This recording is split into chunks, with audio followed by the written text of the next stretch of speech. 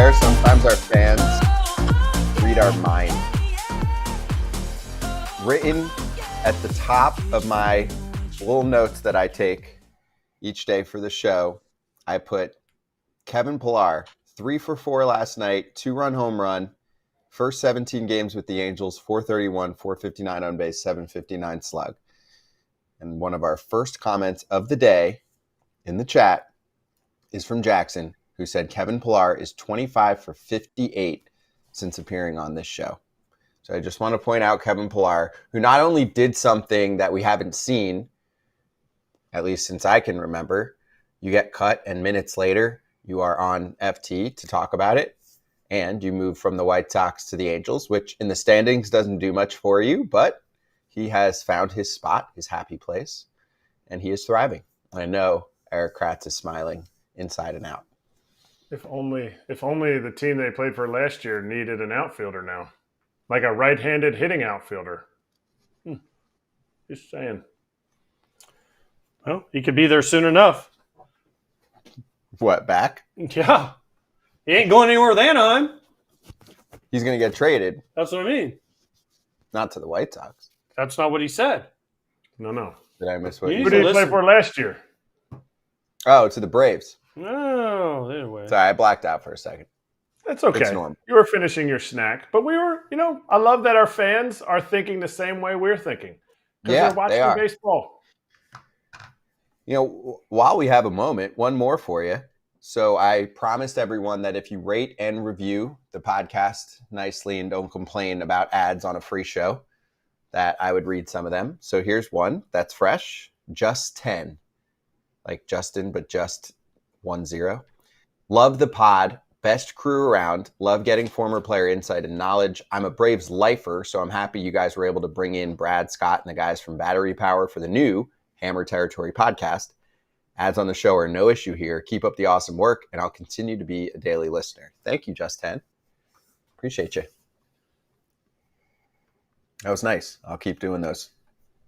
All right, let's dive in, shall we? Let's charge the damn ad. Charging the mound. Also, please subscribe to Foul Territory. Please like the video that you're watching right now. And I'm going to drop the FT leadoff newsletter in the chat because there'll be a fresh one for you tomorrow morning. It might include the San Francisco Giants, who are heating up. They're 2 games above the 500 mark. We're going to start with the National League West, but we'll take a tour to San Francisco. They walk off the Phillies last night. It was a bullpen game for them. Matos, of course, with the RBI because he's been a machine for them in the RBI category. Are we buying what San Francisco is selling right now? Well, I mean, I picked them to go to the postseason, so I've got to be buying. They can pitch. If they ever get Snell figured out, they're going to be pretty good. Will they hit enough? They've been hitting just enough. They haven't been exactly smashing the balls, but they've hit enough. And in that home ballpark, it's a tough place for opponents to come in and win. Sorry, Kratz, your Phillies, with their offense that was going to rival the 27 Yankees. They couldn't get it done against San Francisco in 10 innings. They score 0 runs. I've been high on the Giants all year when we've had Giants guys on, with the Rogers brothers, Yastrzemski, Austin Slater, whoever it is. I mean, I've said they're going to make the playoffs. And listen, there was an old saying, Kratzy, once a Giant, always a Giant. Go team. I'm normally just a regular sized person, but I was a Giant for a few weeks, so it's like we'll come back. We'll come back and hang out at the Giants alumni game. I'm sure they're going to invite us back, AJ. Well, they retired my number. They didn't retire yours, so that's all I can say. How do you know? How do you know what my number was? It's not retired. Exactly. But yeah, the Phillies lost. I think it's downhill. They've been struggling against the Rockies, and now they lost against the Giants. No, it's one of those things. You face a bullpen day, which I feel like lines up nicely. If this game was a little later, I might have picked the Phillies a little later. The Giants went 4 innings from Snell. Yes, he got 7 punchies, but he threw his 90 pitches in his 4 innings. And then they went bullpen day. There is a shuttle from Sacramento to San Francisco getting some new arms in. And you wonder if that's sustainable. I don't think Snell's going to be going 4-inning pieces. He's going to have to go deeper into games if they're going to run out 5 different relievers for a 10-inning game. That just slowly wears on you. But they are getting 2 good pitchers in Alex Cobb and Robbie Ray back near the All-Star break, maybe August-ish. So that could be what pushes them forward. And if they stay a little bit above 500, huge bonus for them. They're not counting on those two, though. For me, they're not. Because they don't know when they're coming back. Yeah. I mean, they're not sure. Everyone thought Walker Buehler was coming back. Sure. In August of last year, and he didn't pitch it. He didn't contribute. And so, I don't think they're counting on them. I think they're counting on Snell to be better, especially after his IL stint. I think Logan Webb has been Logan Webb. I think Harrison's starting to figure it out a little bit. Yeah, they have to use bullpen days every once in a while, but the Giants have been using bullpen days for years, so they're used to it. Heck, they're like, we only have to use 1 bullpen day out of 5. It's a win for us because last year we were using 4 out of 5. So, I mean, I like where the Giants are. If they get Soler going, they're going to be okay, and I think the rest of this division hasn't lived up to the hype, especially the Diamondbacks, so that's why I think they're in a good position. Do you think in 1954, some of the old pundits of baseball were like, oh, they're going to start counting sac flies now? They're giving all these kids these days everything. Babe, I don't know when Babe Ruth died, but, some of the old heads were sitting there going, oh, man, sac flies, I'd have hit 420 if they'd have counted all my sac flies. That stat there they just said they started counting sac flies in 54. So how do you think it was back then? You think they had any podcasts back then that they were complaining about now sac flies are not going to count against your average? They always had lawns, if that was your question. Mm-hmm. There were always lawns to get off. That's what I mean. Like 54. We're going to start counting. I always thought fly balls to right field when you move a runner from second to third. I always thought they should be sac flies. Why not? Everybody gets a trophy. You think they should be RBIs? Sac flies. Sac flies. Not RBIs. A run batted in? No. No, I'm just like, well, what do you want? Like, because no one really cares. Like, hitters you're care. For the RBI. Hitters care. Yeah, I guess you're right. You're saying I got 2 RBI sac you're fly saying once. So it doesn't count as the out. Oh, that is so awesome. What did you I get got once? 2 RBI sac fly once. True story. You actually got 2 ribbies for it? Go ahead. Bases loaded, 1 out. Mm-hmm. Hit one in Kansas City National Park. It was kind of rainy, a little rainy. Right center. I think David DeJesus was a center fielder, and he went to right center and slid. And I think Alexi Ramirez was on second, and he just not even a play. 2 RBI sac fly. Wow. Guy on third scored second because DeJesus he just sliding. He couldn't stop. No errors. No. Okay. And he caught it literally on the fence. Right. So you crushed it. Yeah. You get 2 ribbies for it. Yeah, it was great. Congrats. Should have been 4 in any other park. And Hawk said, came back. StatCast, 29 of the 30 parks, it was a homer in. Sure. Should have been 4. I want my stats That was revisited. pre-StatCast era, but and Hawk said, Alexi! San Francisco, though, has won 10 of 12, so they're playing pretty good ball. The one, shitty news is that Lamont Wade Jr. has a grade 2 hamstring strain. He's going to miss about 4 weeks. He's been so clutch for them. He's having a breakout year. He's been solid really for them, good, though, for him. but he's on another planet right now. Listen, I never want to say someone is injury prone, but he's had a lot of injuries. Some of these, I don't know what makes you injury prone, but Lamont Wade has had a lot of injuries. He should have been an all-star last year. Tough position because he was playing first base for him, but the numbers he had 8 at the all-star break, like an 860, 880 OPS. He's been doing it in a tough park, small guy in a tough park to hit in. Like he's going to be missed, just like Hu Lee's going to be missed in center field. Like you don't. That's elite defense. Yeah, and he heard it on that sick play. Remember Chapman against the Mets made the barehanded grab, and then he made the stretch. That's where he hurt the hammy. Man, 333, 470 on base, 426 slug. His OBP is way ahead of his slug. 896 OPS, 169 OPS plus, and just clutch knocks. I've already seen either games or highlights where you're like, oh, it's Wade. So that'll hurt for about a month.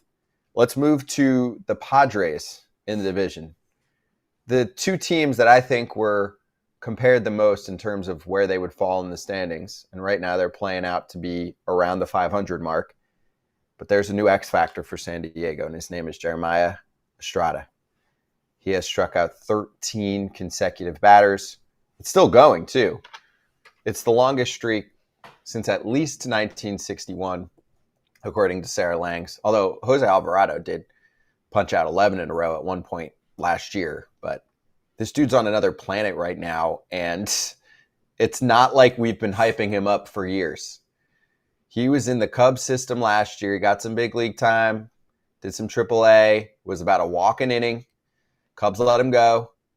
Great waiver claim by the Padres. And now he looks like one of the best relievers in baseball. And that's how you build a bullpen, folks. Play it while it's hot. Keep him. Yep. I mean, they put him in there in a big situation last night.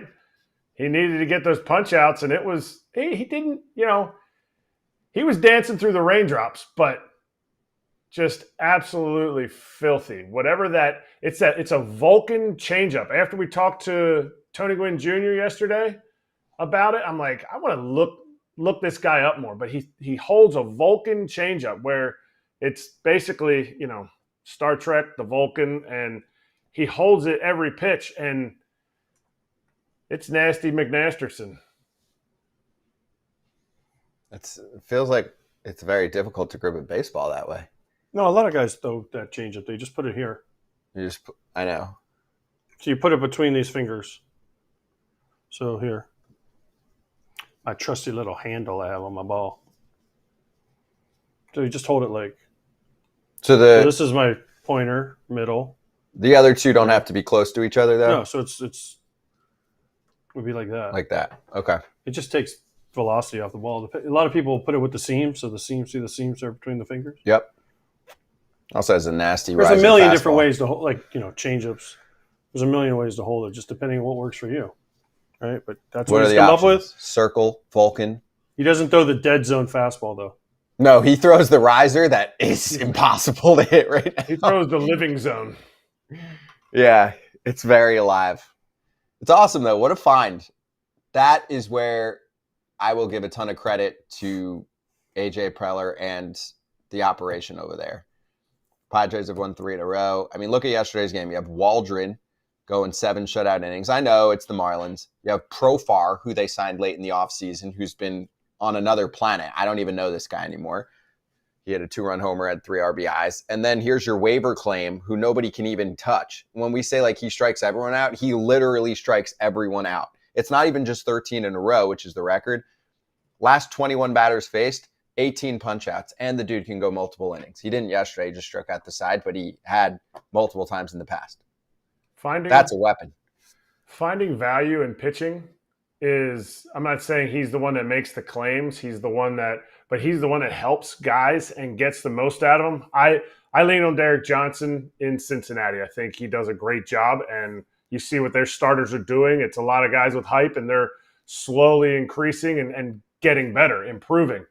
Ruben Niebla is the pitching coach in San Diego, and he ran for a long time in the minor leagues. He ran Cleveland's just juggernaut of pitching manufacturing. And so for him to get that job and to be able to, see diamonds in the rough like this, he saw the algorithm, I don't even know what it's called, the formula that Cleveland used to call their guys up, and constantly we're having new guys step in. Maybe some of that has to do with it too. His post-game quote. Oh, there's a fan comment from Michael. I love me some weird change-up grips. Can we change that backdrop though? Why does it got to be Wrigley? Because it looks really nice. I love that. We have a new look. We'll talk more about it later. Background change. No, I love it. We can make it anything. We can make it anything. We don't have to make it that. Gorgeous. Let's vote. Let's vote. Shane, Scott, keep it or don't keep it? Keep it. I mean, look at me. I got grass behind me. I have two hands. One of them's weirdly bigger than the other one. A guy too. like Estrada. It's a good call, Shane. So Estrada postgame said, I feel like I just got done playing a video game and I finally accomplished a mission that I've been trying to go after for so long. Gen Z. With a Gen Z comment. This was a record. He was like, man, I'm going after this record. I mean, come on, dude. How about just say it's pretty awesome? I thought it was fun. I mean, it's kind of funny. But he likes video games. Yeah, but I don't know. It's a video game. Like. It's like, Joe finally beat Bowser in Super Mario. Yay. Oof. That was tough. That was awesome. Yep. When you finally beat Bowser and you saved the princess. Yeah, like, okay. If Pierzynski was still on the Twins, years after he was gone, and the Twins were terrible against the Yankees as they have been, and they finally beat the Yankees in like an ALDS or something, and the first thing AJ says post game is like, "Yo, we beat Bowser," that would go viral. Okay, I agreed, but there's one huge difference. What? I'm not going out. Estrada made it sound like this was the record he was chasing. Like, oh, the record's 12. I'm going to go for 13 straight punch outs. Like nobody had any idea what the. Honestly, did anybody here know what the record was? It was last year, Alvarado. You knew it though. You knew it? 61. No, I didn't, and I don't. Saving me. Yeah, but the reason why we're bringing it up right now is because it's cool. And when you see someone punch out the world like this, you do start to hit the history books, and you're like, "Is this normal? Have we seen this, and I'm just not remembering this?" It was like this reminds me of when Bobby Jenks a couple years ago, or like 20. How many? A couple years ago? So more than a couple years ago. But whatever year Mark Burley threw his perfect game, 2010-ish. Okay. He did either earlier in the year or the year before. Bobby Jenks set the record for the most consecutive batters retired consecutively. It was like 50 or something. I don't know what the number was. It was like 50. I don't know. I'm throwing numbers out there. Well, then Burley retired like the last 12 in his start before. Then he went 27, and then he went like 5 perfect his next start in Minnesota, and he broke Bobby's record, and we knew it because it had just happened. So we're on the mound, Burley and I. We walked off the field after because we knew we were like I was kind of keeping track of it, and I'm like, hey, you broke Bobby's record, and he's down there, and we're like, hey, as we're walking off the field, and he was so mad at us. Right, so this shit does matter. What are you talking about? Yeah, but that was something we knew about. You don't know it. You don't know it. Consecutive, we knew that one. We knew that one because even Burley's like, look at Bobby, how pissed Bobby is right now. Because I don't know what the record was, but he broke it. And then someone else like came along and broke it, I think. 41 consecutive batters retired, I think. Who, Bobby? Yeah, it was formerly the Major League record. And then Burley broke it. And Burley, had the perfecto in, what was that, 09, July 23? Does that sound right? But wait. Hold up, real quick. But yes, we knew that one because it had happened right around the same time. Jeremiah Estrada entered this game retiring 10 consecutive batters via strikeout. I'd like to also add they were all swinging strikeouts, the 13. But anyway, you don't think anybody came up to him and said, hey, dude. No. Alvarado did 11 last year. No. Nope. Really? You don't think he knew? No. He might have read the note. I think he knew. Dude, he had already done 10. And now it's a game, it's a couple days in between. You don't think someone came up to him like, no, yo, the record's Alvarado nowadays. Like that to somebody. Oh, like to jinx him? Mm-hmm. Yep. Yeah. Okay. Especially like the PR staff. They're scared to death to say something like that to people. Yeah, because they're going to come after you. Now, maybe some dumb writer will say it. I know for a fact Hader had some type of record of strikeouts. I have no idea what it was. Like, I don't know, like the 15th time in the season he struck out the side. Something ridiculous. I caught strike 3, jogged off the mound, tossed it up over the net. 1 out on our half of the inning, and our equipment guy comes to him. He goes, hey, you still got that ball? Comes to me and asks me, hey, you still got that ball? I'm like, what ball are you talking about? He's like, the strikeout. I was supposed to get that from you. He broke the record. He broke some kind of record in 2018. And I tossed it into the stands. Like, how was I going to know? You don't think about that. I would have a hard time believing Jeremiah knew that was a record. So now somebody should tell him, hey, we need that ball. Yeah. Somebody should tell Higgy, hey, we need that ball. It was written about before this outing. And he probably did know. Like people were already. But he also, what I meant by that is he probably knew. But what I'm saying is he didn't go into his career going, I really want that 13 course. strikeouts in a row record. That's more what I meant. Not like he might have known that day because somebody might have read it or saw it. Fine. What I'm saying is the way he made it sound was like he knew going into his career, he's like, I'm going to get this record. It's like chasing, Pete Rose's hit record. Like, I'm going to get 4,200 hits. I think you guys just don't know how missions work in video games. Oh, my God. No. That's like Angel Hernandez saying ever since he was a kid, he wanted to be a big league umpire. No, he didn't. Like, that wasn't his life goal. No, if you read that piece, it said his dad pushed him into it and said he should do it. So, just saying. All right, let's get to our first guest of the day. We're excited for this one. Joining us right now on FT Live. It's our Perfect Game Spotlight, powered by Magnus.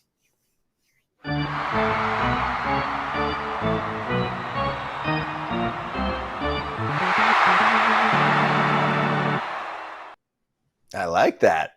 I'm not going to moo, although at some point we might. Colton Cowser from the Baltimore Orioles joining us right now with the great facial hair action going there too for a young ball player. I like it. Nice. Yeah, Colton, how you doing, dude? On right now. I was gonna shave the beard up and go straight mustache, but got a little lazy this morning. I feel like you're halfway in between. I feel like you're like, I want a mustache. I kind of thinking Fu Manchu. I don't know what I'm doing.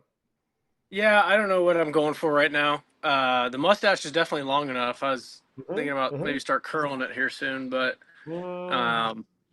yeah, the beard's kind of grown back quicker than I anticipated. So you're maturing so much in the big leagues. It's so nice to see. Colton, do they have barbers around all the time? Yeah, they do. I haven't got a haircut in a while though. I've actually gotten Rhino Hearn keeps giving me a hard time. He's like, hey, let's clean it up, man. Like, what are we doing? You're on TV every night, and I was just like, just haven't been able to tackle that yet. Well, take your hat off. Let's see the flow. Yeah. What are we working with? I mean, doing that. I got power alleys for days right now. I got some. Oh, it's not that long. No, you're okay. Hey, you think this? Hey, it's been. I got my last haircut was opening day, which was a while ago. Oh wow! And you'd think my hair would be a little bit longer, but we're at the point in life where it just doesn't grow very fast anymore. When do you give up? Like Kratz gave up, so I want to know when the point is that you give up, because like if Kratz takes off his hat, he's clearly given up.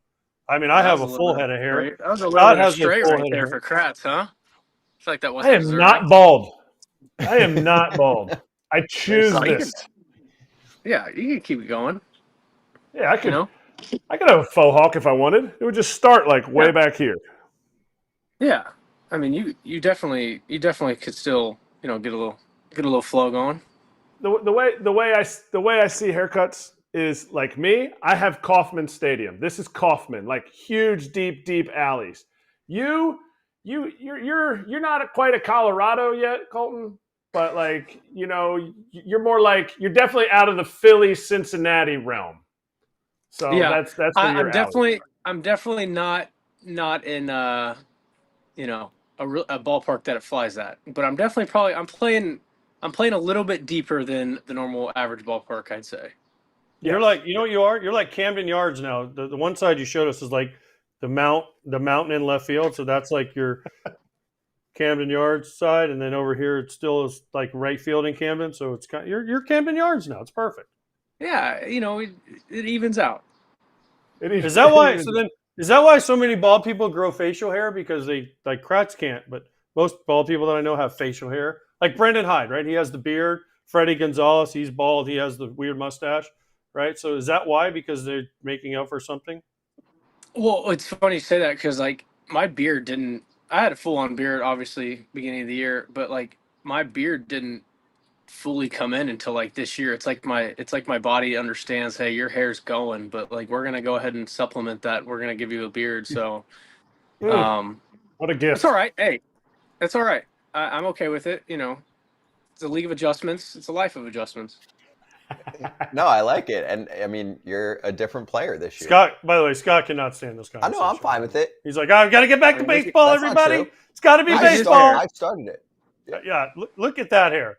Exactly. Yeah, he's got great hair. That adds like 4. It's like what was the basketball movie with? Well, Bronny James is what, 3 inches shorter than he actually is when they measured him at the combine. So I can add a good 3 right here. So if Bronny James is whatever he is, I'm like 6'5" right now. But anyway, AJ is right. I am going to somehow steer it to baseball. Oh wow! Boo! Boo! Boring. Here, I'll enter in this way. What would Colton Cowser right now tell Colton Cowser about a year ago if you had to give that young Colton Cowser rookie some advice? Because you were going through it a little last year and you're not going through it this year. Yeah, I mean, I would just say, you look back at last year. I think, honestly, I think a better word to do it is just a little bit be more patient, and kind of, I guess understanding. I mean, I think last year didn't quite understand kind of the role I was put into, and I think I had a whole off season to think about it, and kind of understood what I was going into spring training, kind of competing for, and I think that whenever are kind of have more of an idea in your head that you don't put a crazy amount of expectations on yourself, then you have a little bit of pressure lifted off your shoulders, and I think that's something that I would have told myself last year. Yeah, but would you have listened, or would you have been like, "Oh crap, no, I need to put the pressure on myself"? Like Scott's question. We've been there, like sitting there going, "Oh man, I got to do this." Like you met the future you, and you're like, "Dang, you're kind of a boss. I want to be like that guy. How do I do it? What do I do?" Or what was your mindset during that time? Yeah, I think that during that time it was, I really wanted to produce. I really like I said, I was putting the whole weight on my shoulders. Like I really I wanted it so bad that I kind of ended up making myself kind of spiral a little bit. And I think that in this game you cannot do that. It's one of those games that will humble you real quick, and it's all about not getting too high on your highs, not getting too low on your lows, and kind of just staying even keel. And I think that last year I kind of allowed myself to get pretty low on my lows. Is it pressure that external things are put on you? Family, friends, fans, first round pick, all that stuff? Or is it your personal goal to push yourself to be the best you or better than all the other prospects in the organization?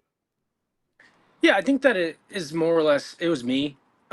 Just because I knew that I wasn't playing as well as I'd like to be, and how I know I could be as a player, and I understood that I wasn't doing that and wasn't performing.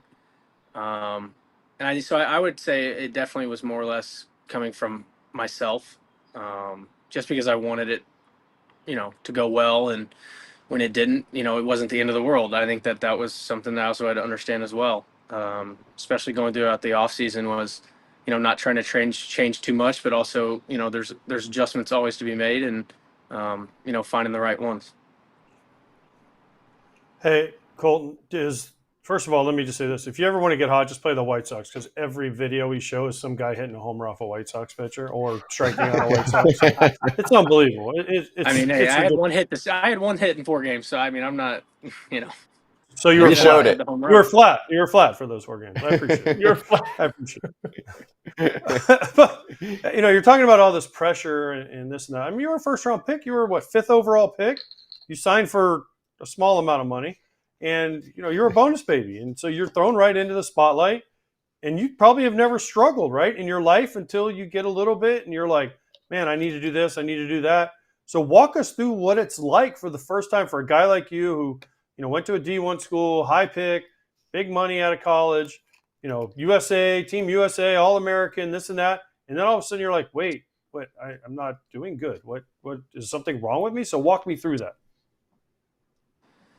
Yeah, it's a different ball game coming up to the big leagues, and especially coming up in the big leagues in a team that was competing for the AL East. I think it was one of those situations where you kind of anticipate to come in right away and start every game, but in the reality of things, that's not what it was. We had a couple injuries, so I was coming up and playing when I got the opportunity to, and you know, I think that like last year I didn't understand that.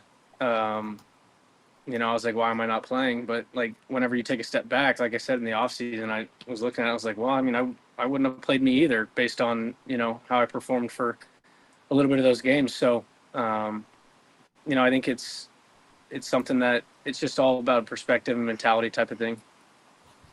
So when you see a guy like Jack, let's use Jackson Holiday, right? Who came up and he went through it, right? He'd never been through that before. Do you have conversations with him? Do you still talk to him? Do you say, hey, look, I went through a little bit of something similar. This is how I got through it? Or is it like, like Kratz did to all his teammates? Oh, out of sight, out of mind. Yeah, I think initially it's, Jackson's a great player. I think one of the best guys I've been around. Not even when it comes to just his, his baseball, just human beings. He's awesome. And so, initially it's like, what's known doesn't need to be said. I've been through that. You don't want, a crazy amount of people, hitting you up and whatnot. But I think he's getting back to his normal self. He's continuing to work on things, and it's hard. It's a really hard game, especially whenever you fail. You're always trying to find ways to combat that and make it as short as possible. And I think sometimes it can go inversely for a little bit. You can struggle for a little bit longer, even though you're back in AAA. That's something I went through last year, but eventually you start to feel like yourself again. I think that was the big thing for me was when I got optioned last year. When I was playing in these games in the big leagues, I, didn't really feel like myself. But like that first game back, I was like, I feel like I could breathe again for a little bit. And so having that feeling after being in the big leagues is something that, he should really, feel and be like, okay, like this is how I should feel when I'm out there. The next opportunity that I get up in the big leagues.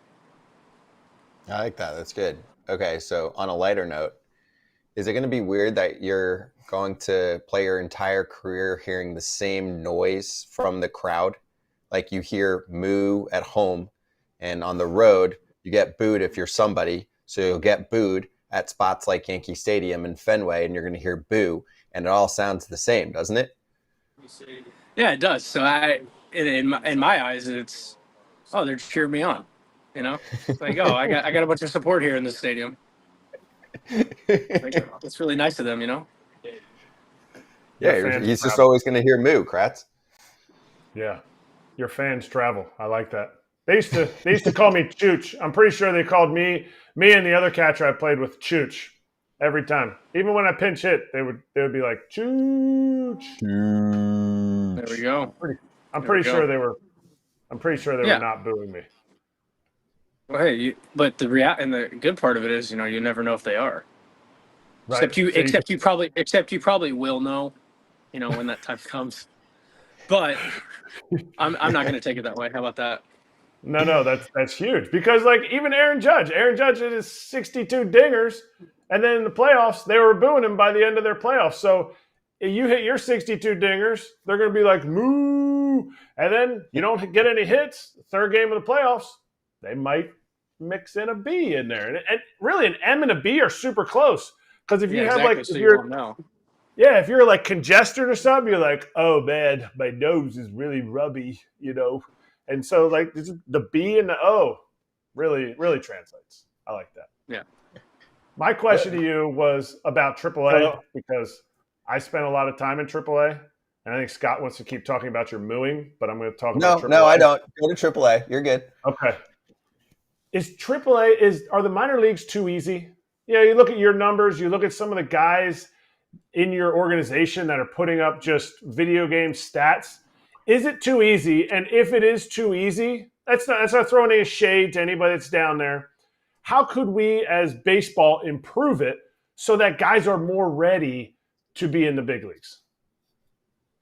Well, and I don't think that it's too easy at all. I think that you brought up our organization. I think that our organization's done a great job of discovering and developing guys.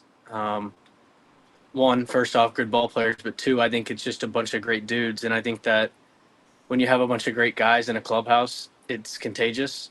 When one guy starts, has success or say he struggles a little bit, it's like you won't even really know because like they're the same guy every day. And I think that translates out on the field as a whole group. You just kind of see it throughout our uh, whole organization. And game's not easy, but we have a lot of guys that are making it seem that way, though.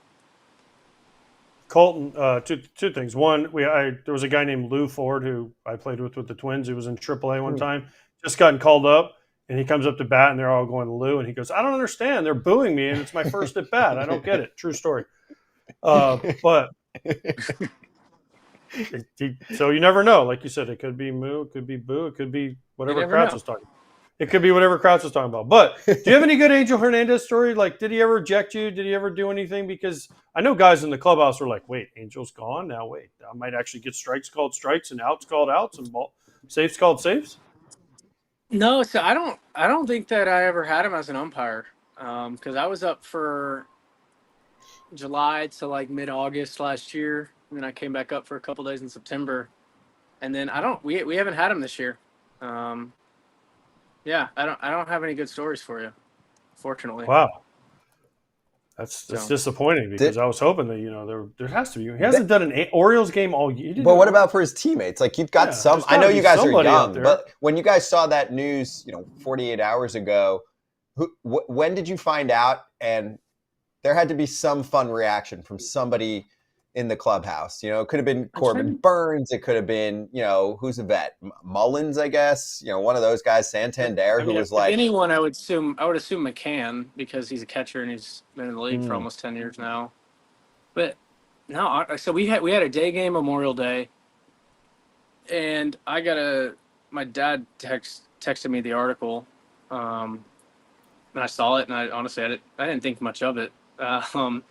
And then honestly, whenever I got to the clubhouse, we didn't really talk about it. At least with me, at least amongst myself, I didn't really hear any good stories or anything like that. But I'll have to ask. See, that's what's wild, though. I love that he's like I didn't tell myself any good stories about myself. Well, he didn't. I mean, he's second year in the bigs, but what's wild is you're in your little world and bubble with the team doing your thing, focusing. The entire baseball world is just absolutely swept by that news over the past couple of days. Like, cannot get enough. And we talked about this often, multiple weekends where all this crazy stuff happened, like fun stuff in the game. And he was the one going viral and trending on Twitter and all of that, right? But obviously, it's different in the clubhouse. Yeah, I don't really get on Twitter. I deleted it, and just because I would lay in bed and just scroll on my phone, and I was like, I ended up having to delete all that. Yeah, I mean, we didn't really talk about it in the clubhouse, so yeah. Sorry to disappoint there. No disappointment. I actually think it's helpful so that some baseball fans realize like this is not just all the news in the clubhouse right now and all the chat. Yeah, I mean, one guy, I guarantee you in a little more. I don't want to call the Orioles, a bunch of young kids, but they're a bunch of young kids. They're young. Yeah. You get into a Cardinals, you get into a Dodgers. Well, there's some guys that have been around that have been rejected by Angel before. I promise you, people are talking about it. Like the Texas Rangers were like, "Oh, hey, Wyatt Langford, you're a rookie. Angel Hernandez can't call a ball 12 inches outside on you 3 times in a row and you go sit down." I mean, it's just because he's on a team, and listen, I get it, Colton. He's like, I don't want to make any of the umpires mad, so I'm going to be like, we don't even know. We don't even notice who the home plate umpire is. We don't even care. Yeah. I mean, I try to get to know a lot of the umpires. Running out to the outfield, you get to have some nice casual conversations with them, where they're from, blah, blah, blah. Just making small talk. I think that helps build rapport and good relationships amongst the umpires. There's a book, by the way. I don't know if they still put it out, but there is a book that you can read, and it has like all their bios in it. So it says it'll say like Joe West sings country music, is from Orlando, Florida, likes to play golf, and then I'll start giving there's all these like there are certain ones like Mike Riley was like a huge Oregon. I think it was Mike Riley was like a huge Oregon Ducks fan. So you get behind the plate and you're like, remember hey, how are the Ducks? Because I used to read this shit because this is how I didn't have That's the how he got magic of the calls. glove. I had the magic of the gab. Well, I think our catchers get like now. I saw it just because my locker's next to McCann's, and they get like one, the umpire report, and then two, like it has just like their bio as well. But like McCann's been in the league for a long time, so he knows a lot of these guys really well. But so like he said he is always just talking to him about things like that. It's brilliant. I mean, it can't hurt to be friendly with them.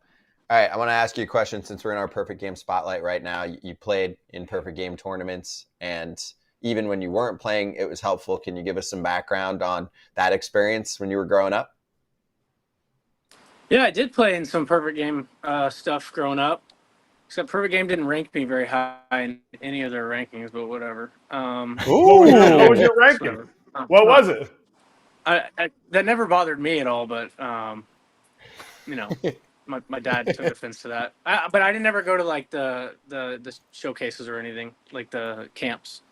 I just played travel ball with my travel ball team. But yeah, it was awesome. We got to play my junior going into senior year of high school. We went out to like the big tournament out in Georgia. Got to play against a bunch of really good teams. I was on the Texas 12, and we ended up getting second in the whole tournament. But we got to play some really good competition. We lost to the Canes, so that team was pretty loaded. No, not the cocaines, the canes. Not the cocaines, just the regular canes. The Evo Shield Canes. Yeah. They're the Mets now. The Canes National. They're Mets. The Mets now. Oh, they changed? Well, no, they're called Canes National Mets. They're sponsored by the Mets. Steve Cohen bought them? I don't know. Like my son's team is the Blue Jays. We're the Blue Jays. Oh, now they're. But no, but we're. Yeah. Oh, we're so they Blue like Jays okay. Yeah, because whenever I'm getting rained on right now. Sorry, speaking of rain, we've had like a rain delay the past 12 out of 18 games, I think. Just want to put that out there. It has just followed us across the country. But whenever I was playing, it was like Canes National, Canes. Like they had all kinds of weird names for them. Yeah, no, what it's still was Canes your National, ranking? but it's Mets. It's probably online right now. You can probably look it up. I don't know. I won't do that. I'm do going. that because we both have sons. We both have sons that are playing right now. They're both 17. The whole ranking system is like you see kids and it's like they've gone to 19 showcases and they're like ranked. They're ranked a 9, and you're like, a 9. Right. So you should have been a 10. You were a first rounder. This, actually, I'll say that. Well, the other day I was I said this the other day. It was me and my buddy in the off season. We were looking at because we were the same high school draft or high school graduation. We both got drafted in 21. But we were bored and we were like, let's go look at some of the guys that were just ranked above us. See like they're still playing and whatnot. And we were amongst the few that were still playing, so it was pretty cool to see. Not knocking the ranking system by any means, like a lot of those guys were really good. So, but kind of gave me a little extra motivation. How about that? Okay, I like that. I like that. But trust me, my kid, like Kratz, nice kid, will be at WWBA in Atlanta and the whole deal. I know what you're talking about. But every kid, as soon as in high school, they're like, oh, let's pull up his perfect game. Oh, we're facing this guy. Oh, let's look at his perfect game. Oh, he's ranked this. Oh, he throws this. I mean, it's unbelievable the amount of information that they have available. I probably did more. So I actually worked perfect game tournaments when I was in college. So I was the guy who had I don't know if they're still using Diamond Cast. I think that's what it was when I was working. So they were developing that whenever I was. So I would sit back there with the radar gun, and I would do the iPad and stuff. And let me tell you, there was some parents, man, they would come sit back there and watch their kids throw. This kid's topping like 82. I'm popping off my radar gun, and he's like, "That's not." He was like 88 last weekend, and I'm like, "Well, he's 82 to 83 right now." He's like, "Oh, so that's gonna go in like the Diamond Cast?" I'm like, "Yep." And he had his pitch radar or the pocket radar, and his was like 5 miles per hour off than mine. I had the Stalker 2 Pro. I'm like, I'm gonna go ahead and trust my Stalker 2 Pro here. Okay, that's good. By the way, yes, they still use diamond casting. You're the guy, the high school and college kid sitting behind home plate. That when you give the kid an error, everyone's like, the parent comes over and is like, "That's a hit." Colton. Oh, You yeah. don't know what you're talking. Oh yeah, all the time. And whenever and the biggest thing that would make me so mad was, so they wouldn't. So I'd get the lineup card. I have to go chase it out. But whenever they would do that, if they made a sub, coaches aren't telling me nothing back there. So obviously I'm not making a sub. And all of a sudden I get a parent come over and they're like, "Hey, my kid just got a hit, but it's not popping up on his stats for the tournament. Oh. Like, what's that about?" And I'm like, "Well, you're gonna, because like the way you had to do it, it was like early in the app, and so you had to undo all the previous plays and like write down what happened, and then you had to go forward again. But like towards the, you caught me on a Sunday consolation game. I'm not doing that. I'm sorry. I like Thank you, Colton. I'm not going all the way back to inning 3 here, and whenever we're in the 6th inning, like, sorry, little Johnny's not getting his hit for the tournament. That's awesome. Thank you. I love it. Good But for you. but now you don't have to worry about that because with Magnus and Yacker Tech and Baseball Cloud, other than I don't know about the Diamondcast, but that'll do all the information. So they can't argue with anybody unless they're going to go up there and yell at one of the Yacker Tech cameras. So that you're off the hook. All right. So Scott and I recently were at Camden Yards. We didn't see you, but I just want to show you how big of a Colton Cowser fan that I am. Check this picture out. Look at me. I was dressed up. Wow. Look at Wow. Scott's hugging on my udder. He's tugging on my udder. See him? Real talk. Wow, I don't that recognize was actually that in Camden. Yeah, that was not. It was a convention center out front of Camden. Yeah, that's palm trees. Okay. With I palm gotcha. trees, yes. You're at the Hilton across. Yeah. Oh, phone call. A phone call. So No, I cut it off. That was at a music festival. That was at EDC in Orlando. No joke. But You like those headbangers, huh? Just house music. Yeah. I took AJ, and then we found a Colton Cowser fan. So it all comes full So circle. so now they have cows in Camden all the time. It's amazing. Exactly. Yeah. There we go. Well, Colton, awesome having you on, dude. Appreciate the time. It was cool to get you on here for the first time. Really enjoyed it, and keep doing your thing out there, right? Yeah, I appreciate y'all having me on. It was a fun time, and hopefully this rain goes away. Stay dry. You got a window. Tell Rubenstein, because I heard he's awesome. We have some mutual friends. Tell him when he gets a chance. I know he's got a lot of things to do. He just bought the team, but retractable roof would be fine at some point if he wants to put it on his checklist. I don't know if that would be possible unless we go off the warehouse and do it. Just go over. Yeah, I don't know if we could be able to pull that off. So some futuristic thing but across the warehouse. By the way, I don't know. I went to Baltimore a lot of times in my career. I don't think I ever went. It did not rain, and the hottest fucking place on earth is like August in Baltimore after it rains, and it's like you can't even breathe because it's so humid. I was literally walking to the bullpen, and I would have to move the air out of my way so I could get to the bullpen. Yeah, it's pretty humid. Someone asked me that the other day because I'm from Houston. They were like, "How's grew up playing in the summer in Houston? It's pretty hot." I was like, honestly, Baltimore's just as humid, just not as temperature hot, but you start sweating right when you walk outside. Air's thick. Yeah, it is. Well, keep trucking through it. All right. Good to see you. Hopefully, we'll catch you at a game soon. All right. Yes, sir. Appreciate y'all. See ya. Yeah, you too. Appreciate you, Colton Cowser, Baltimore Orioles. Great sophomore season. That was fun. It was a good one. And also, just wanted to let everyone know that was our PG Spotlight presented by Magnus. Stay smart with Magnus. Get you a Yacker Tech, as Johnny Gomes said on FT about a week ago. That was good. That was fun. You know how we kind of categorized most of our player interviews?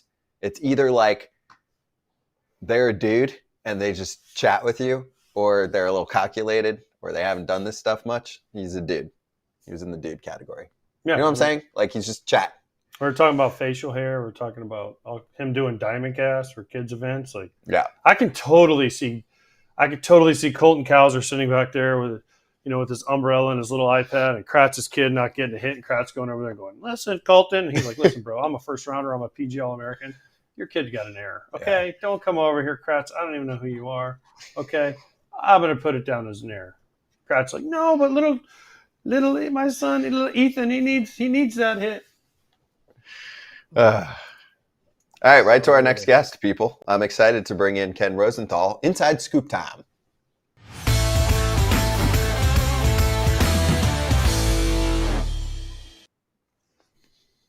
Hello, Ken Rosenthal, FT Senior Insider. Good to see you. We ran a little late with Colton Cowser. He was awesome, though. It was great to have him on.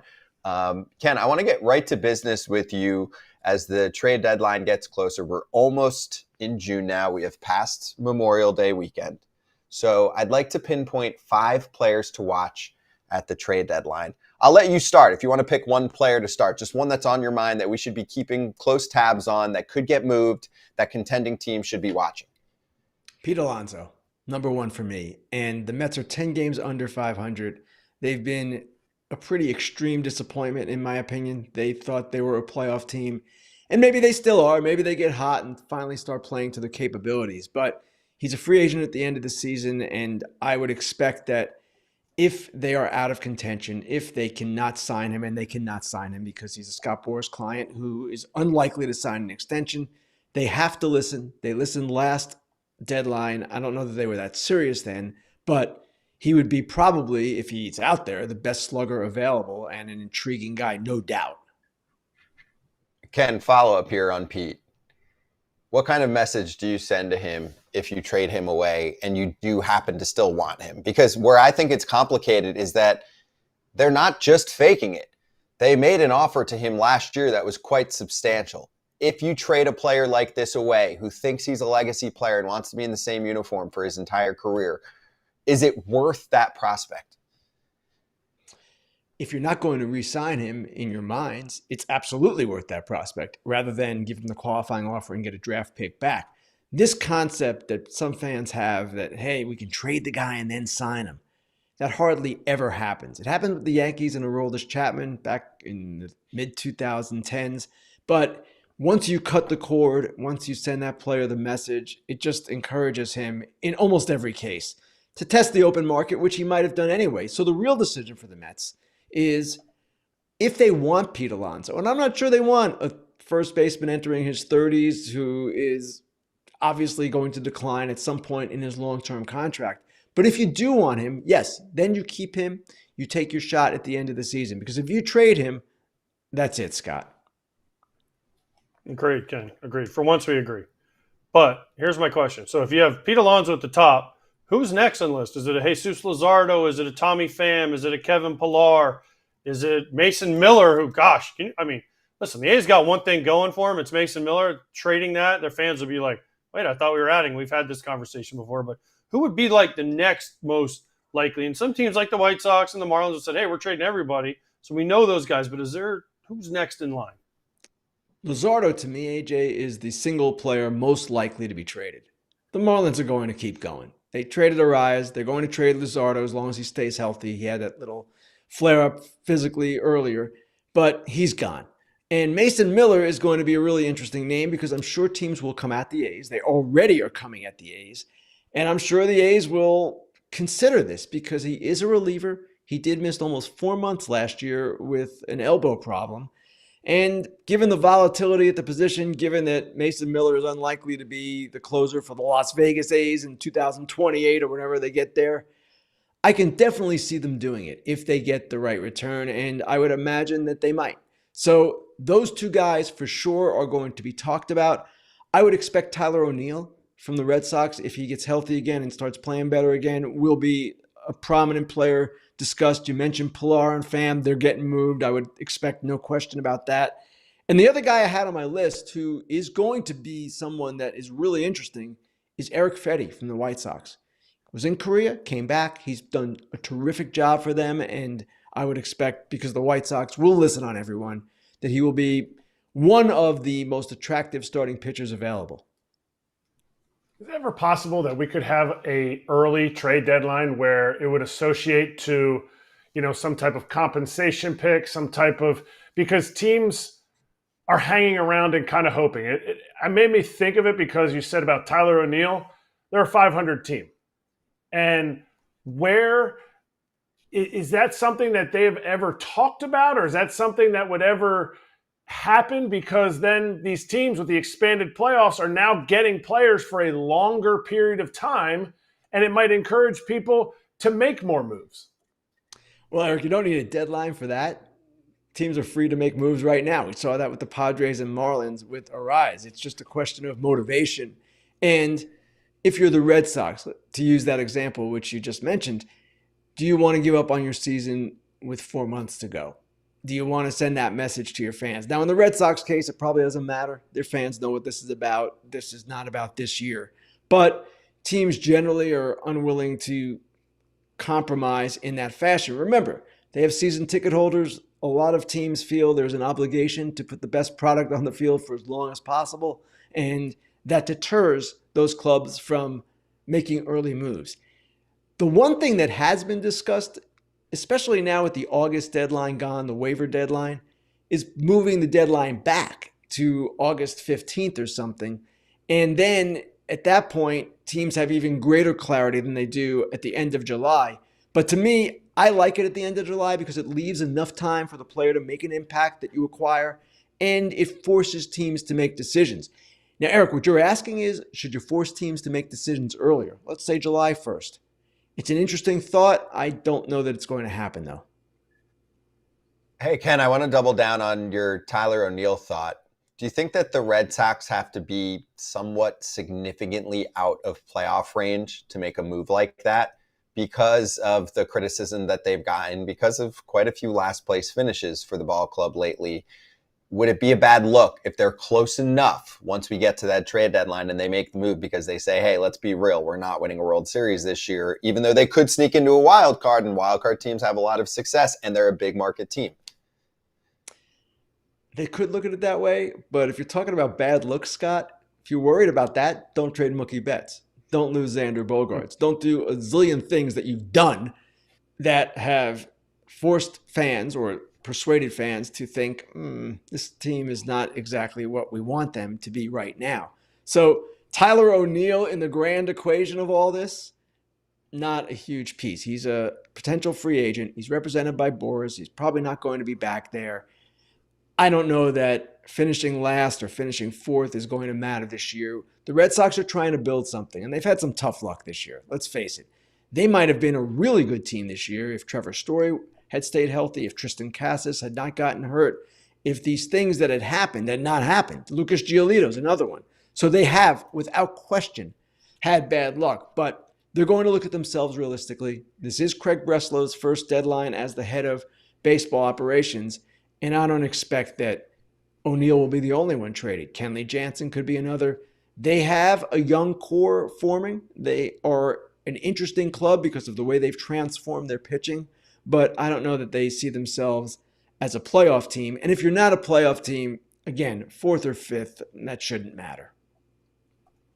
I'm going to bring in a fan question on this topic. We're talking about players to keep an eye on as we head to the trade deadline. So here's, I need money. I'm going to stretch his question out too. Said, ask Ken if he thinks Kyle Tucker could be on the block if the Astros don't turn it around. So I'll paint a picture with two American League teams, Ken. You've got Tucker, you've got Bregman, who's actually hitting free agency after this season. Tucker's still got a year after this. And then the other two names you're going to hear a ton, especially if the team doesn't play well, is Bo Bichette and Vlad Guerrero Jr. So of those four really big names, right, with big track records, what do you see if these teams are not in good shape? Like, let's say we get to the deadline, both of those teams are 8 games back. Like, what could happen? Who's most likely? I was looking down because I was looking at the standings, trying to determine where the Astros were. I believe they're 6.5 out in the wild card race right now. And in the division, they might be around the same. I don't have the standings in front of me, but they have played better.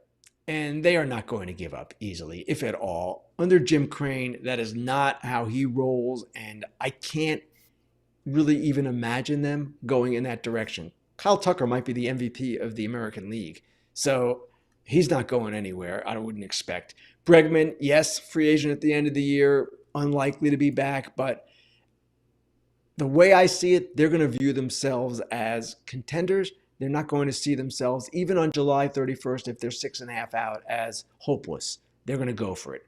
Now, the Blue Jays are a much more interesting question. And the question really there is, if they don't get it together, how far do they go as far as deconstructing? And you can certainly trade your potential free agents, Kikuchi, Kiermaier, there are a couple of others. But Bichette and Guerrero are the big ones. And they are guys under control for next year as well. You haven't signed them. You might not want to sign them, for that matter. So they're going to face some really hard questions. And their front office, their two leaders, Mark Shapiro and Ross Atkins, are approaching the ends of contracts. This is a club record payroll. They don't want to give up. I'm sure of that. But at the same time, you might have to be realistic if you don't start playing better. So to answer your question, who is the most likely of those guys to get traded?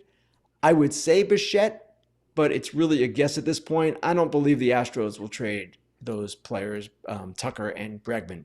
It's just not the way they roll.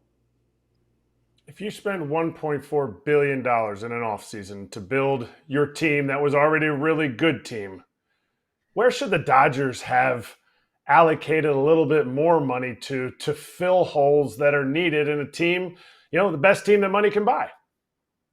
I don't know that they should have allocated more money, Eric, because they spent a lot. But as I wrote yesterday, for $1.4 billion, they did not get a complete 26-man roster. And part of that is injuries, of course. And part of it also is some of their young players. I'm talking about Outman in particular, who got sent back to the minors. Paez, who had the great start, but is kind of tapered off. And Miguel Vargas, not really yet a major contributor. They have not filled the places that the Dodgers necessarily thought they would. And they're young players. So that's life in the big leagues, right? The bullpen is another area of need. And yes, they have some relievers injured right now. Phillips and Kelly and Brazier and Gratterall. So if these guys come back, they'll be okay. They'll probably still add, looking for another lockdown guy. But offense has been their biggest issue. And they need Lux to hit. They need the bottom of the order to be presentable. They've got 3 Hall of Famers at the top. Will Smith, for all we know, might be a Hall of Famer one day too. They've got Muncy once he comes back, and Teoscar, who is their RBI leader. They're good with the top 6 once Muncy is healthy. The bottom 3 have not been good, and that is something that they will, I'm sure, try to address if it continues. Okay, so what's their number one need then, Ken? Another bat? Offense. A bat, yes. Because we all came into this season saying, damn, the Dodgers, they're going to score 5 million runs this year. And all of a sudden they're like, wait, they need another bat. Now, I know there's been injuries. Lux has been not good. Chris Taylor has not been good. I get it. Since Muncy's been out, their offense has really gone down quickly. So you're saying a bat over a lockdown reliever or even another starter, because as good as Glasnow's been, he's going to hit a limit of innings where he's never – or a number of innings he's never been to before, right? Kershaw, we don't know when he's coming back. What kind of thing is Buehler on? There's a lot, Stone and Bobby Miller's already out. And there's a lot of questions in their starting rotation. So you're saying it's a bat over a pitcher right now, AJ, and certainly that can change. We're 2 months out from the deadline, and the health questions with their rotation are not insignificant. You didn't even mention Yamamoto, who is pitching for the first time in the major leagues and might not be the same at the end of the season as he is now, and might not be what they want him to be. I believe that they are going to space out their starters and handle them with extreme care and mix in extra days when they can. Perhaps not a phantom IL stint, but you know what I'm saying, guys. It happens sometimes when a guy comes up with something and has to be out for 2 weeks. So I expect all of that to take place. And yes, they do have Bobby Miller coming back, Kershaw at some point. Dustin May could even factor in at the end of the season. But you don't know exactly where you're going to be with Buehler and some of the others who are coming back. So the rotation certainly is a work in progress and will be all season. But offensively, when you look at their numbers right now, 6 through 9 or 7 through 9 when Muncy is back, that is a problem. And that is something that they are going to look to address. And as I wrote, the most interesting aspect of this, at least from my perspective, is Mookie Betts. Do you play him at shortstop all season? Or if you can get a shortstop, which is unlikely, then do you move him to second base and move on from McGavin Lux in some fashion? I don't know what's going to happen. They're comfortable with Mookie at shortstop. He is comfortable there. He has said repeatedly it's really hard, but he likes the challenge. But that is something to watch for sure with them. Mookie's playing second today, by the way. Rojas is playing short for the is. first time this year. So maybe you have your answer right there. Maybe there's the start of something. Well, their position has been they don't think Rojas at 35 or whatever he is can be an everyday guy. That's why they have not gone in that direction. It could change. Lots of things could change. True. All right. So before we let you go, Ken, I have to say this. Since I'm not going to see you again before I go to jolly old England, I need some recommendations from you because you've been to London twice now for a game. So what do I need to do? And don't say Big Ben, Parliament, the London. I've done all that. I need something that only Ken Rosenthal would do in London that I need to do. Maybe there's like a small place I could go.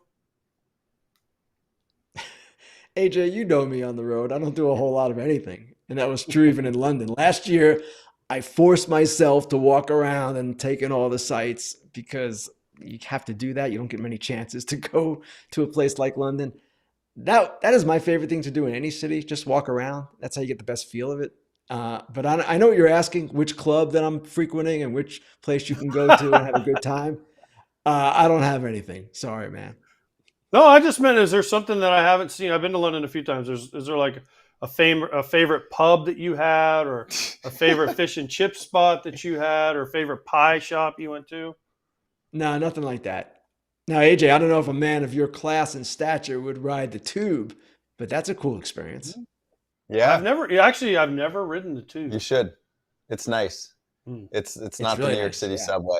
Yeah, I'm gonna have to try that. That's what I wish the New York City subway would be. That or what they have in Japan, whatever they call that. Their trains are sick. I've been on that one. That one. Their trains are sick. So yeah. And if you listen to Fair Territory this week, Ken actually did mention that. He said, "We don't get out much. We're working hard, the writers." But Ken, appreciate the time. We'll talk to you. Ken will be doing Dodgers Yankees that weekend, so he'll be living. He is. That's right. In New York. That's right. But first, you can catch Ken tomorrow on Fair Territory. Ken, thank you. And you want to say toodles to AJ? See you in the loo. No, Scott, I just want to apologize for my assignments. Like I have a choice. I apologize to AJ that I had that game. No, I'm not. I'm happy I'm going to London. I don't need to apologize for anything. Right. So everyone's happy. He's got the big series. You've got your trip overseas, which That's a huge series. Mets, Phillies. Dude, it is. You know, Kratz is going to be watching. You got one viewer. Yeah, there you go. Ken, thank you. We'll see you on Fair Territory tomorrow. Thanks, guys. Appreciate you. Fair Territory live Thursdays, 12:30 Eastern. Of course, every Monday you get the show with Ken, but a lot of Rizzo added to the mix on Thursdays. And if you have questions, we are getting to that time of year, trade deadline time. Hop into Fair Territory. Ask those questions. We will get to as many of them as possible. And when I say we, I mean our FT fam. I'm not on that show, but Alana will handle that, and so will Ken. Let's get to our picks today.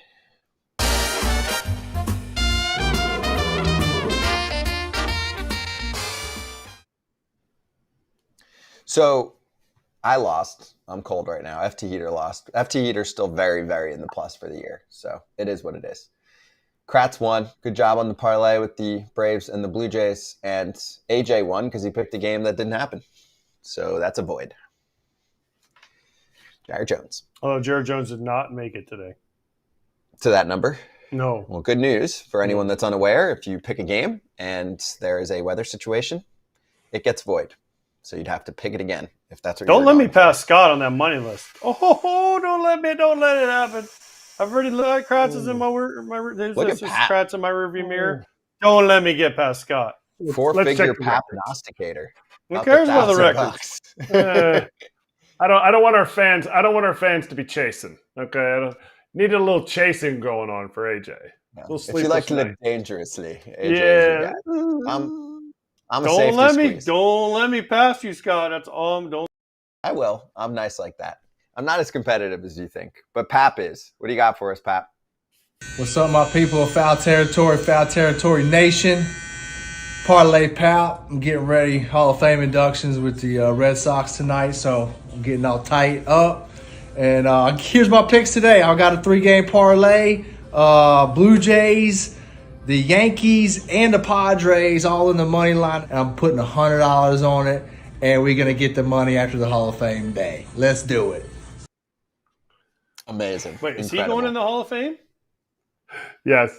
I don't know. He is? It's his announcement?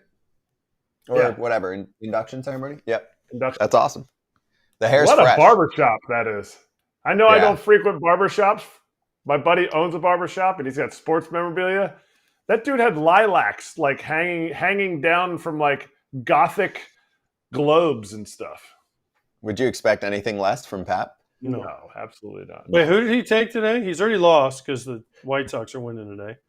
Blue Jays. He took the Blue That's Jays, White- Yankees, that's and White. Padres. Yankees. Obviously, he picked Heels on your White pitching, Sox. and Padres. Not bad. By the way, the 2024, He always picks on like the bad teams. that is what he does, and that is the best That- way to win a parlay.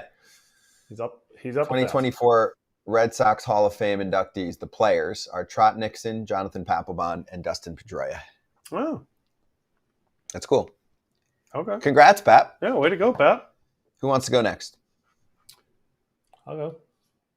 I'll Okay. go. I'm picking on my Brewers. They have a 27% strikeout rate against lefties. They're hitting 214 as a team with like a 360 slugging percentage. So I'm going Shota Imanaga to do what he's done all 5 of his last starts and 6 of his 9 starts this season. I need him to get 7 punch-outs.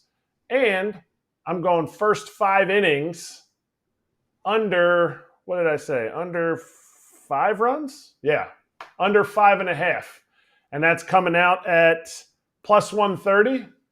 And I'm putting 100 down because Bryce Wilson also has given up less than 2 or less runs in every one of his appearances because he wasn't always a starter. Boom. I like it. There you go. AJ? I'm simple. There's a game being played in Colorado, and the Cleveland Guardians are playing in that game. And the first game of that series, there was 14 runs scored.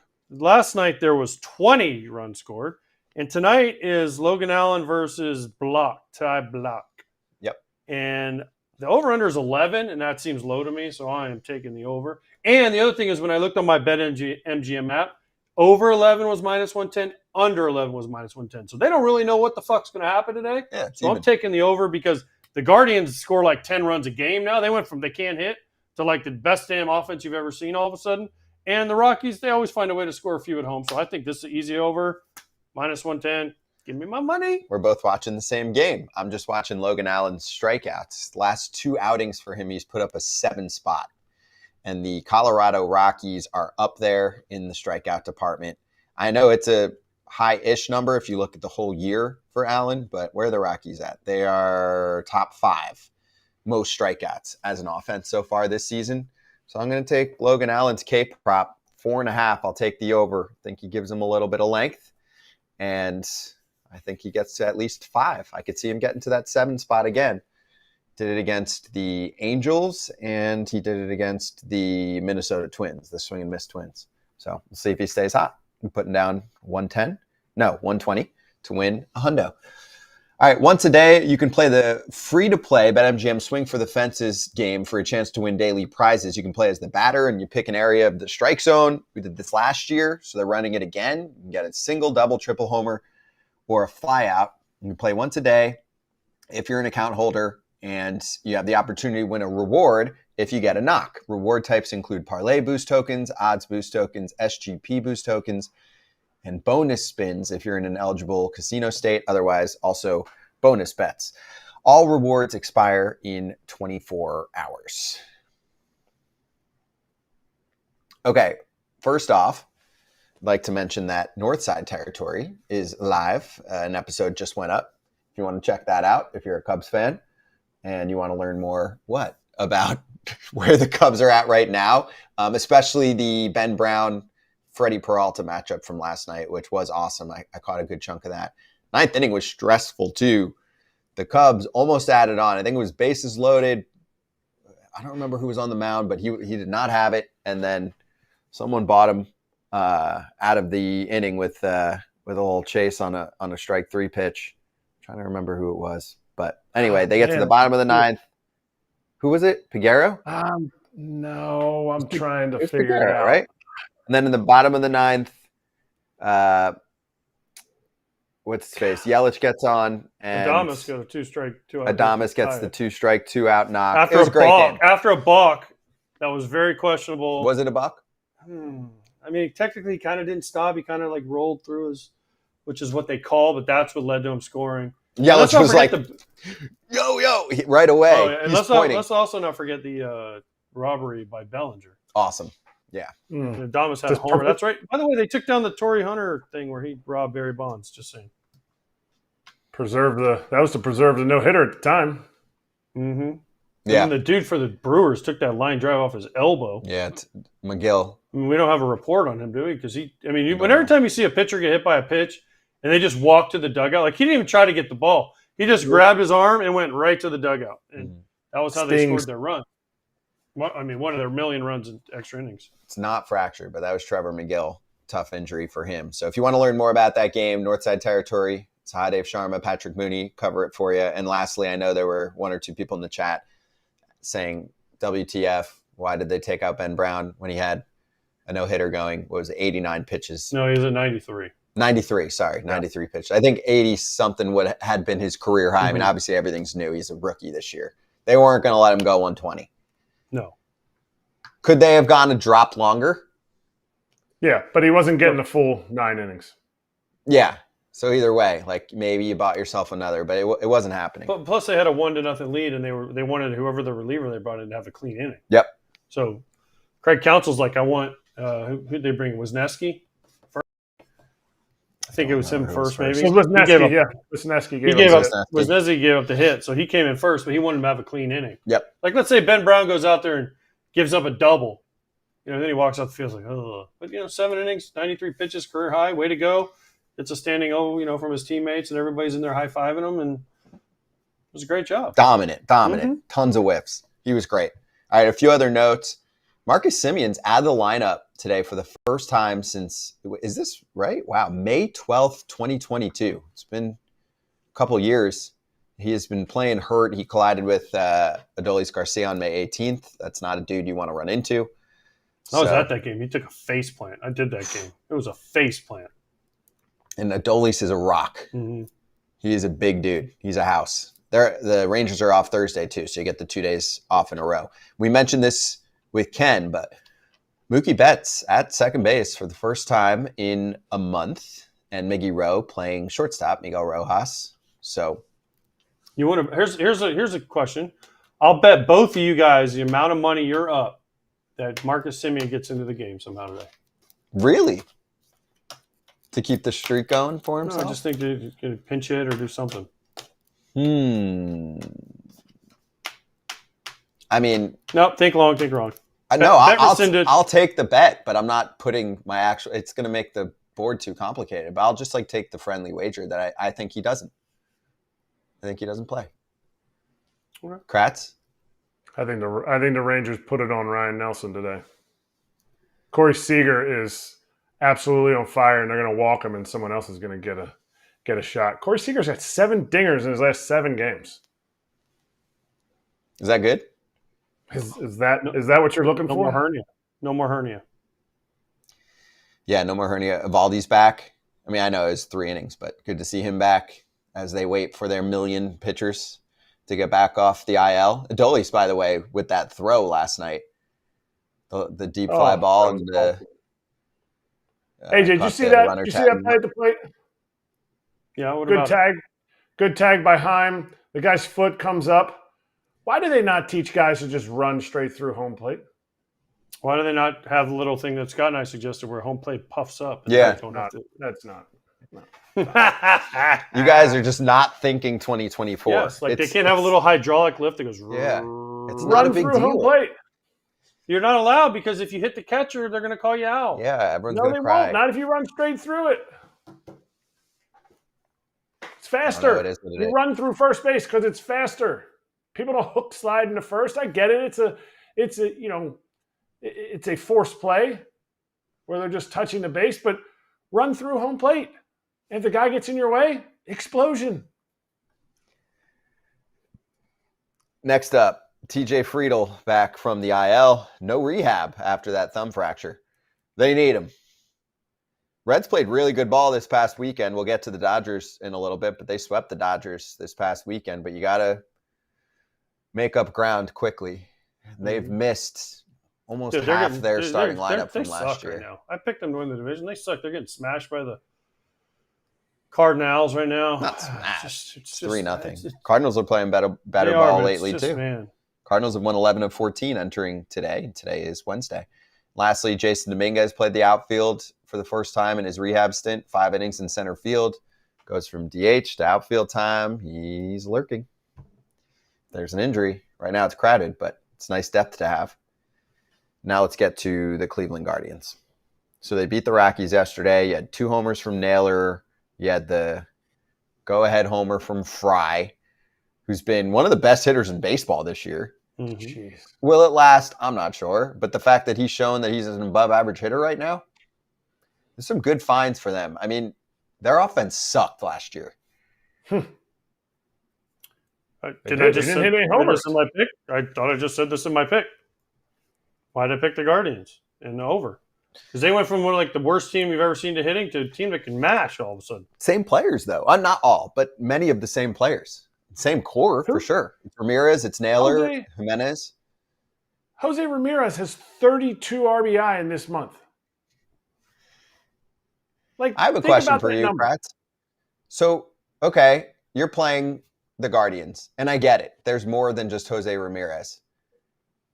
Why don't you just walk him most of the time? Like, why do you give him pitches, especially in a month like this where this happens, right? He's on another planet right now. He can't miss. Look at his contact rate. His contact rate and his chase rate are ridiculously high. He chases pitches he can hit, and he can put balls in place. That's how he drives runs in. He's not that, like, I'm not swinging at anything on the edges. He's going to swing at a lot of pitches and make contact with them. That's why his walks and strikeouts are almost exactly the same. You know, that's why he's driving runs in. And ultimately, until this last stretch, Naylor, I know he had 2 homers last night, but he was like 0 for 17 coming into that game last night. So there's guys that are around him that have struggled, but everybody is hitting with runners in scoring position on this team. It is awesome. To me, it's just because of Stephen Vogt, and I believe in Stephen Vogt. Yeah, clearly. He's doing a good job. This team's in first place. They're starting to gain a little bit of separation, too. What are they entering today? 3.5 clear? Yeah, 3.5 clear of Kansas City. I mean, you've opened up such an advantage. You know, even if the Twins catch everyone, say, is it starting to get more believable that in the American League Central, we could have 1, if not even maybe 2 wild card teams? You might only get 1 team out of the AL West. Could you get 1 or 2 wild card teams out of the AL Central when entering the season where you're like, whoever wins that division gets in the playoffs and that's it? I know there's a lot of time left, but do you think that the Guardians and the Royals are going to fall apart, or will at least one of those teams stay 10 plus games over 500? One of those teams steals a wild card from an AL East team? They might. Or an AL West team? There will be crying in the East because they'll be like, oh, their division's so much easier. We don't have to play. They don't have to play the Red Sox. They get to play the White Sox. They don't have to play the Twins. We get to play the Orioles. That is kind of true. I mean, the Tigers look mid right now. You have easier competition, but at least it's a little more balanced. But hey, they're playing ball, so credit to them. Ramirez is on fire. Yeah, Fry's on fire this month. He's better than Barry Bonds. He said it. He did. If you looked at FT Twitter yesterday. All right, next up, AL West. Let's jump around. We're getting caught up on some teams we haven't covered in a minute. Where are we at on this division / the Seattle Mariners with the big late comeback to beat Houston? And Seattle's in first place. Houston's in third, 5.5 games back right now of Seattle. And the Astros, where are they now? 6, did we say, games under 500? 7. 7 games under 500. Rangers are 3 games under, 3.5 back of Seattle. Seattle gets any kind of offense, they're going to be tough. Yeah. Just any offense. Please give me some kind of offense. Something. Julio swung it better yesterday. He's been swinging a little bit better. Alex Bregman actually hit a homer, gave him a lead, and then late the Mariners came back. But, Castillo, another great start. Their bullpen did what their bullpen does. Ryan Presley gave it up last night. Just every time I think the Astros are like coming, like here they come, they're going to catch them. It's like they have a game or two where you're just like, okay, maybe they're not. Jose Abreu 0 for 3, 2 punch outs last night. I don't know. It's like, all right, we keep waiting, expecting, all right, the Astros, we're at 50 games now. We're over 50 games now. So, gosh, at some point, the Astros are who we thought they were, which is not very good right now. They got Verlander going tonight, so that's their hope. Framber, I think, goes tomorrow. On Friday when they play again. So I think there's still hope. Or no, sorry, Arrighetti is on Thursday. But, they lost Javier again. I don't know. Every time they get my hopes up, they fall away again. Yeah. Hunter Brown was great, though. Yeah. And he had been a disappointment. But pitching in Seattle, for some reason, it always. Yes. That is the thing right now. There was a Mariners fan in the chat earlier complaining about the offense and saying anybody that comes there turns into crap with the bat. They were like, who's the last good acquisition we've had with a bat that we've added? I was like, Nelson Cruz. That's what I said. I mean, I'm sure we're missing somebody, but Nelson Cruz was good there. Ty France was Beltre? acquired in a trade, and he was good. Beltre struggled there, though. Yeah. Did he struggle? I thought his last year he was. Yeah, that's why he had to have the gap year in Boston, because he had to rebuild his value. That's right. I was thinking he went Boston. I was thinking he went from there to Boston, and he had a good year. But yeah. Gosh, it's hard to think of a guy that didn't come up through their place system. to hit. I love Raul Ibanez. So long ago, dude. That's so long ago. But that's crazy. Jeez. Jackson said Sean Figgins. That's where I'm going. Again, so long ago. Dude, the coolest thing ever is Sean Figgins when he went there. Remember that there's a brewery like right on the corner, and they did like whatever Sean Figgins was hitting was the price of their beer, and so like for the whole year it was like $1 because it was like the big deal. Sean Figgins can't hit 200. That's cruel. So the brewery like right on the corner, right across from Safeco. It's not called Safeco anymore. T-Mobile, I think it's called now. But I think they bought that brewery, by the way. He did? No, I think the Mariners did. Oh. They bought one of those. They bought that brewery so they couldn't do that promotion anymore? I guess, and because it makes them a ton of money. One more thing before we move to the Dodgers, I just forgot to mention, Stephen Kwan's been on the IL. He's coming back for Cleveland, and he was one of the best players the first month and change of the season. So just want to throw that out there. Is Jose Ramirez MVP of the American League right now? He's got to be in the discussion.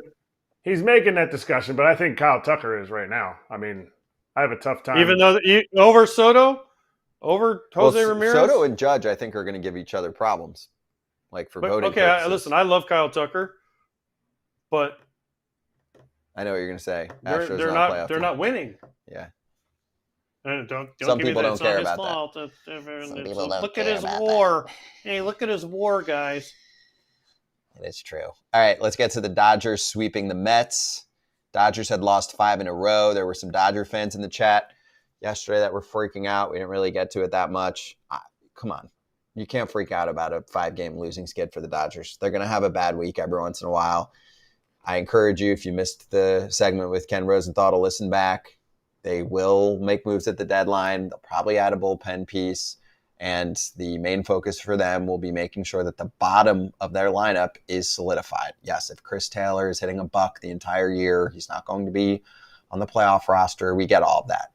I'm not too concerned about the Dodgers. And they're going to cruise into the playoffs, which gives them the ability to let guys swing through their problems, give them a little more time at least. And then also they'll be able to kind of set themselves up and give guys rest and be fully focused on the playoffs. So I don't know what happens once we get to the playoffs. They could get upset just like anybody, and it's happened to them many times, but I have zero concern about this team in the regular season right now. And the Mets are a freaking disaster right now. They're now a season worst 10 games below 500. They're on pace for 96 losses right now. They're blowing late leads. This was the concern for me the whole time. I didn't think that the offense would be this mid, but the pitching has always been the concern for me, and that included the bullpen, and it's a problem. They didn't prepare themselves to be a playoff bullpen in my mind. I'm sorry. I just didn't see it. I'd been texting my friends and fam at home, the Mets fans that I'm around, because they were excited this year, especially when they had that little run after the slow start, right? And I was like, guys, I'm not seeing it with the pitching. I'm warning you, the pitching is going to crumble. And it has crumbled so far. I don't know if I thought Edwin Diaz was going to have a problem like this, but it's not just Diaz. So it's just not working for this team. It's not the right combination. Steve Cohen is going to go freaking crazy over the next year. He is going to trade a bunch of players at the deadline, and he is going to buy a ton of players in the offseason, kind of remake this roster on the fly. He's going to play things like John Middleton does for the Phillies. Kratz, the Phillies rebuilt for what, 5 years with Matt Klentak? They ended up getting a couple guys out of that rebuild, but not as much as they thought. And eventually they were like, screw it, we're rich, let's buy dudes. And they bought correctly. That's what they're going to try and do this time around. I know they screwed it up last time, but I think David Stearns will be able to make some better selections for them, and that's what's going to happen. David Stearns will do a good job. I think he'll keep Stevie Co kind of more like in parameters. But when you have guys coming out like a Max Fried, a Corbin Burns, that's right up Stevie's alley. You know what? If they end up trading Alonso, who clearly was on the block last year, we heard rumors about him going to Milwaukee. You're going to bring back what Stearns, I think this is what sometimes big markets miss, that a smaller market like the Brewers hit well on with a Joey Ortiz. He's going to bring back guys that are equal to where the organization is. He's going to bring back a guy that's big league ready if they feel like, hey, we're in on these two free agents and it'll make this team that much better. I think sometimes the big markets are like, we're going to trade our best guy for like, 3 low-level minor league prospects instead of getting, like they did last year, getting Acuna's brother, a guy that is AA, AAA, and looking to be in the big leagues next year. And I think it's a dangerous mix, and it's going to turn out really well for the Mets. Mm-hmm. Yeah, but this year it ain't happening. No, this ain't the year. No. But yeah, good bounce back for the Dodgers. Glasnow was solid, but then they get the late win, and in extras, they pour it on. Mets couldn't hold it with Ottavino. Freddie with the homer. Freddie loves it in New York, boy. He does. And then Gavin Stone was great, and so was Vesia for the other 2 innings. And the thing about the Dodgers is Dodgers came into the struggle, and everyone's like, oh, they're playing the Mets. They'll get right back on track. And they did. In the first game, it looked like it was back to the old Dodgers, and then all of a sudden, boom, they score late, and they score all those runs. They would take the lead, and they win game 2, and now the Dodgers are back. But, yeah, it's poor Mets. Mets are going to Met. I feel bad for them. I have a lot of family members that are Mets fans. Scott's a big Mets fan. He cries on my shoulder every day. Not true. Cry on my shoulder. I'm a New York Giants fan. Not football. Baseball. My backdrop is Polo Grounds. Did you notice that? Scott, we're not allowed to talk about other sports on this show. It's not another sport. Look it up. Kids, there used to be a team called the New York Giants. He's old school. Get off his lawn. No, get off my lawn. That's why he has it hanging in behind him. See, so there it is. Touch it. That's Polo Grounds. It's for my Papa B. So I am a fan of the New York Giants from the Polo Grounds. So. And why do you have all Mets bobbleheads and shit all over my house? I don't. It's not true. Where? Johan Santana. That's the only one on the Well, desk. that's because I made you move them all over there. You got Ron Darling. You got Dwight Gooden. You got Darryl Strawberry. You got Hojo. You got a Mets Coke bottle from '86 over there. I mean, there's all kinds of Mets gear. I did attend more Mets and Yankees games than most other ball clubs because I grew up in the New York area. So I apologize for my influx of baubles from the Mets and the Yankees. You're like Claudia with the Braves. Let's get to our next guest as we talk a little MLB Rivals with JayFish. JayFish, good to see you, man. How you doing? You caught us right in the heat of a friendly debate. I'm doing good. Glad you guys could have me. How you guys doing? We're good. So I actually have a fun stat baseball-y question. I'll save that. First off, let's get caught up on MLB Rivals. So give us the update on some features that we're adding to the mix right now. So pretty much when I've been on talking about MLB Rivals, we've been talking mostly just about player cards and stuff, but we haven't been talking like the fundamentals of the game. And so pretty much we've had a guide mission in the game where it pretty much helps you learn the fundamentals of the game, from training and upgrading players to how to utilize them, and then also actual gameplay. Well, we just added a new guide mission that goes further into that as well to help people learn how to play the game. Also, we have a campaign mode, which is really focused on gameplay. This game, we have MLB 9 innings, but MLB Rivals is a newer version of that pretty much, and it's a lot better graphics and everything. The gameplay is a lot more fun. So there's a campaign mode that they added where it takes you through different steps, and it puts you in game situations. So let's say you have a man on like first and second, and the goal is to score 2 runs. And it's like, how do you want to do that? Do you want to bunt the guy over, or do you want to swing away and risk a double play, stuff like that? So we have that to help people learn how to actually play the game.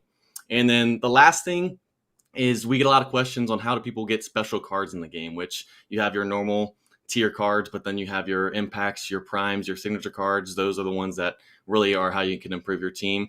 Well, we have these things called trade events, and pretty much you can get a team special player, normally a prime, sometimes it's a sig. And the way you can do that is there's a bunch of different missions that require you to play pretty much every game mode. It's pretty rigorous, but it's worth it because each month you get a new special player on your team as well. So that's pretty much what we wanted to talk about today. We realize we've been talking about cards, but haven't really been talking about how do you actually learn how to play the game. No, I like that. That's helpful. And for anyone unaware, MLB Rivals is available free, QR code on your screen if you want to download it. If you got some time, if you're chilling, if you got a big trip coming up, you want to play on the road, easy to do, go check it out. Question for you as far as stats, right? When you're looking at some stats on player cards, where are you at on wins? Pitcher wins. So the topic came up last night. Tristan McKenzie had a season high 9 strikeouts against Colorado, but he did give up 4 runs over 5 innings, picked up a no decision. His last 7 starts, he's given up 15 runs in 7 starts. And the Guardians are 6-1 in those games. But his personal record is 0-1 in those games. We've messed around with the debate about the stat. Where are you at on pitcher wins these days? Okay, so when I think pitcher wins, I go back to when DeGrom was on the Mets and he had a losing season. It was, I think, finished second in the Cy Young. I wins. It's a team thing. Like with it being a team sport. Obvious, I'm more of an ERA guy. Like when it comes to wins, like with the Reds last year, we were putting up all these runs and then we were losing games because our bullpen was giving up all these runs as well, and we were losing those games. But then you also have games where you could lose 1-0 and you pitched 7 innings, gave up 1 run, and you still get the loss. So that's why for me on wins, I don't find them as important as when it comes to ERA. Like, what are you actually doing there? I just go to DeGrom when I think of that. Yeah, I bring it up because like our show gets so in depth and we're in our baseball world that sometimes I forget when I talk to a friend who's a casual baseball fan. They might mix in their win-loss record and I'm like, I don't know. They'll be like, but he's only 2-6 this year. And I'm like, oh, okay. AJ. We got the players on. So for the pitchers, they still care a ton about it. It's a big deal to them. So it's just interesting to hear different perspectives. JayFish doesn't give a shit. I don't give a crap. Players Would you rather care. have a guy that's 20-8 or a guy that's 8-20? That's all I want to know. Same ERA. The same hey, I'm ERA. taking 20-8. I'm with you on that. I can't. Matter. Shut up. Same ERA. Everything is the exact same. The peripherals are exactly the same. Everything's the same. ERA, FIP, WHIP, CHIP, BIP, LIP, Innings. WHIP. Who cares? One's 20-8 with a 3 ERA and all the same. One's 8-20. What about innings? Everything is the same. What part of that don't you get? I know, but that's just such Everything's crap. the same. What would you rather have? Okay, if everything is the exact same, everything, including wins and losses. No, I just said wins or not. No. I'm giving you my scenario. Everything's the exact same. One player has a 2-0 whip and one has a 1-0 whip. Which one do you want? Everything is the exact same besides that.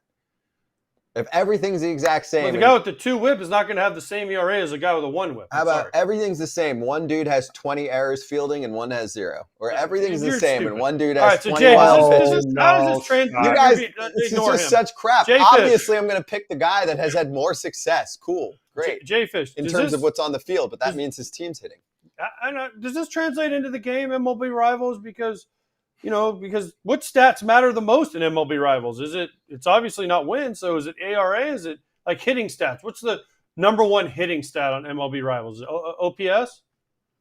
I would say, well, the way it goes, you have it broken down by like power, contact, vision, stuff like that. So I believe power goes off of home runs, contact probably more average, stuff like that. And then strikeouts probably play in division and stuff like that. I don't know exactly what goes in their calculations. But for pitchers, pretty much, I guess you could have the 9-20 guy with the 2 ERA, and he would have some pretty high stats versus the guy that's 20-8. But maybe he has a higher ERA. Like, because I know you were saying ERA is the same, but a guy that goes 20-8, but his other stats are lower, he's probably going to have a worse card than the guy that has the better individual stats versus what the win-loss being 8-20. So I'm pretty sure that's how they calculate in the game, is more off of ERA, strikeouts and stuff to get movement, velocity, all that type of stuff. And then innings pitched would probably translate to stamina on that card as well. So. Okay, well said. There you go. Understood.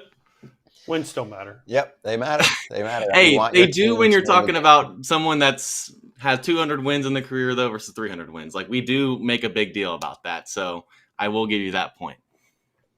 There you go. An ode to longevity. Thank you, JayFish. Great to see you. Hey, real quick question for you guys, if you don't mind. Yeah. Before I head out. Okay, so Acuna obviously just got the devastating news about him tearing his ACL again. Do you guys think, without the reigning NL MVP, that the Braves will be able to still possibly have a chance at the World Series? Well, we had Dave O'Brien on yesterday, and he was salivating over the thought of them going to the World Series. But yes, I do, because I think if Chris Sale stays healthy, I think their lineup is deep enough, and Alex Anthopoulos is going to go get somebody, whether it's Tommy Pham, Kevin Pillar, whoever he goes and gets, and they'll probably bring in another pitcher too. I think their pitching is good enough, their lineup is still deep enough. Yeah, it sucks that they lost Acuna, but I 100% believe they still have an opportunity. And you know what, JayFish, I'm selfish like Scott. I picked him to go to the World Series, so I need him to get there. Hey. Yeah. They did it in 21, so they can do it again. That's why I brought it up, because I'm pretty sure that was the same year that he tore his ACL, and they did it without him at that half. So I wanted to ask, do you think they could do it again, pretty much? Their lineup's deep as hell. I think Harris needs to step up for them. I mean, he's a great defensive outfielder, but can he take the next step on offense for them? And yeah, I mean, we'll see. I think Anthopoulos will probably acquire multiple bats. I don't know why, Kratz, you're shaking your head. I don't think it's on Harris. Go ahead, JayFish. I was just going to say I agree in terms of, I think if Sale can get back to what he was and stay healthy and then pick up a bat, I'm with you on that. But go ahead and give what you're going to say. No, I just don't think it's on Harris. I think he is the player he is, which is an above-average player. To me, I think it's on those 2 corner guys and how they perform, Kelenic and Duvall. Yeah, especially Kelenic, because the potential's there for him to take another step. Of course, he's been a streaky player in his career. We'll see if, what he does with regular playing time, and probably won't even be platooned, at least for now. Great to have you on. JayFish, good to see you. Good question. Thanks for having me, guys. Appreciate you. And you can download the free game, MLB Rivals. Scan the QR code on your screen. They're ranked battle renewal, new rival series grades, special cards, new trade event, mini games, the whole deal on MLB Rivals.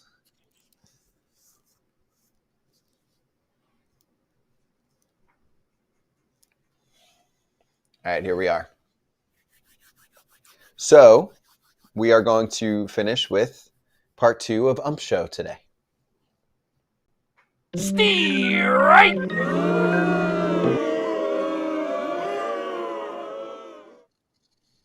Reaction across the baseball world about Angel Hernandez calling himself out.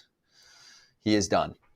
So we'll flip it around here. First, actually, I want to start with Peter Gammons, because I love Peter. And he did say an umpire's life is exceptionally tough, from the 6 a.m. flights to TV commentators second-guessing every call. False. Fans too.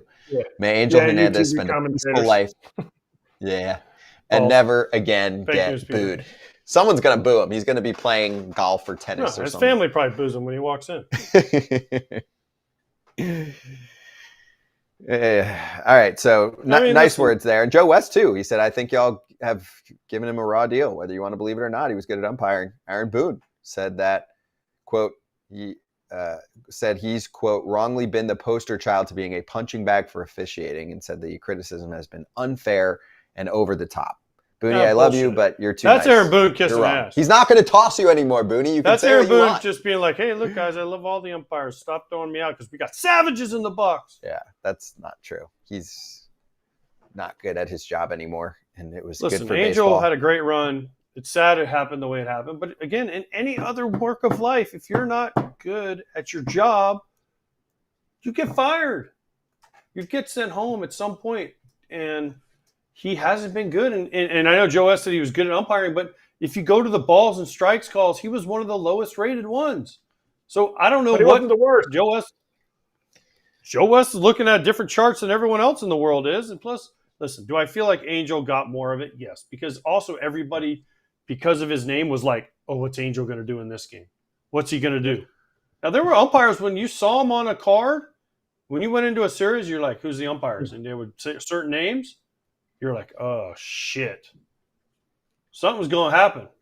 Yeah. And you saw Ozzy last night on his thing on Chicago talk about the time when he got kicked out because when they called the balk, some the story I told, where Joe West had called the balk, and the next time we had that crew, Burley just did a regular old crappy throw over, and Angel Hernandez from third base, I think, or home plate called the balk just to prove their point. Like, no, like that's not it. Also, we're looking at balls and strikes for stats for the most part for Angel.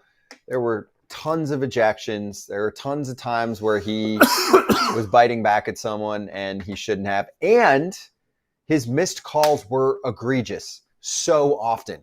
And that is something that the computer and the stats didn't always measure, right?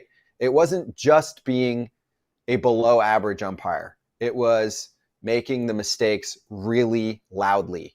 That's what stood out too. So let's not act like he wasn't terrible. He was a poster child for what's wrong with umpiring in baseball.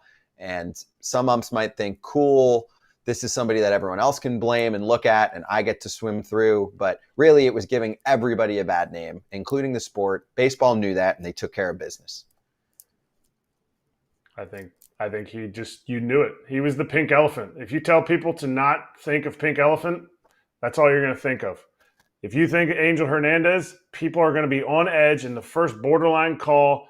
People are going to freak out. Oh, Angel. Oh. So it was some unfair criticism in the level of the criticism that he got.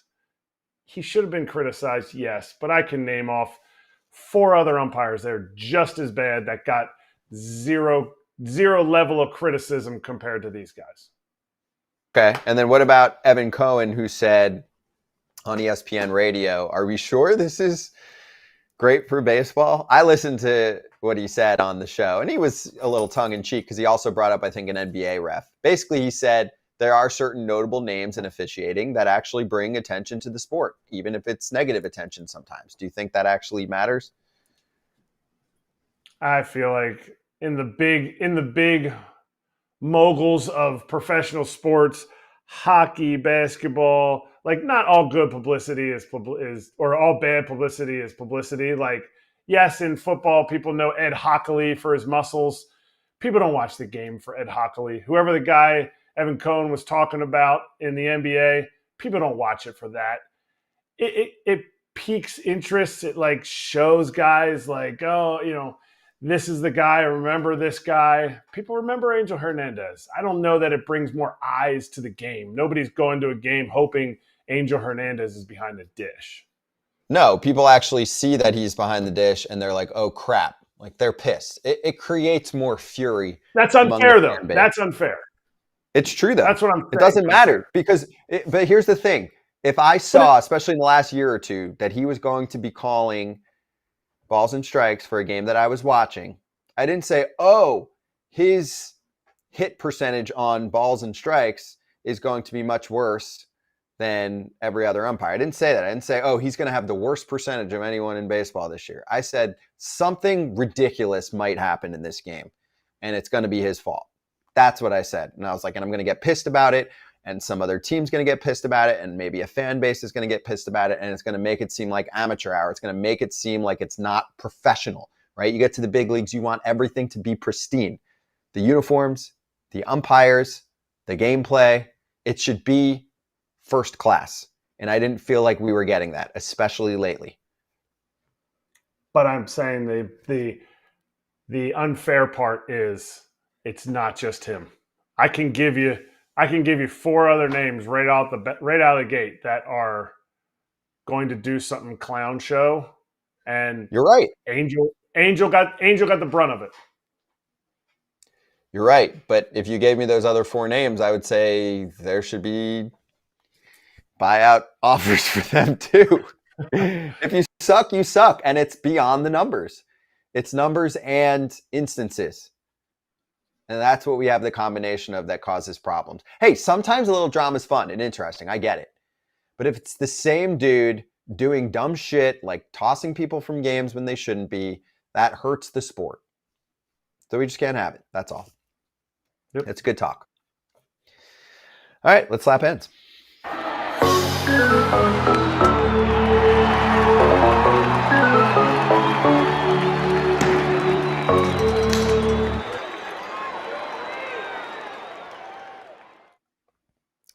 Good one today, and a little reminder, I'm wearing the Foul Territory shirt if you want one. FoulTerritoryShop.com. Shirts, hats, hoodies, trucker hats, in addition to your regular fitted caps, coffee mugs, wristbands, the whole deal. So go check it out. FoulTerritoryShop.com. The FT Leadoff newsletter is coming your way on every Thursday and Monday. We have our full day of FT shows every Thursday. So that's Fair Territory Live with Ken and Alana leading up to our show. But in the morning on Thursdays, you can already catch the FT Leadoff newsletter, get a little preview of what we're going to talk about, and just anything you missed from the games that night. There it is. Scan the QR code on your screen. I'll drop it in the chat one more time too before I say bye to everyone. Kratz hats, what do you got? Staying with the theme, Memorial Day week, America hat, USA Baseball, the Premier 12 WBSC.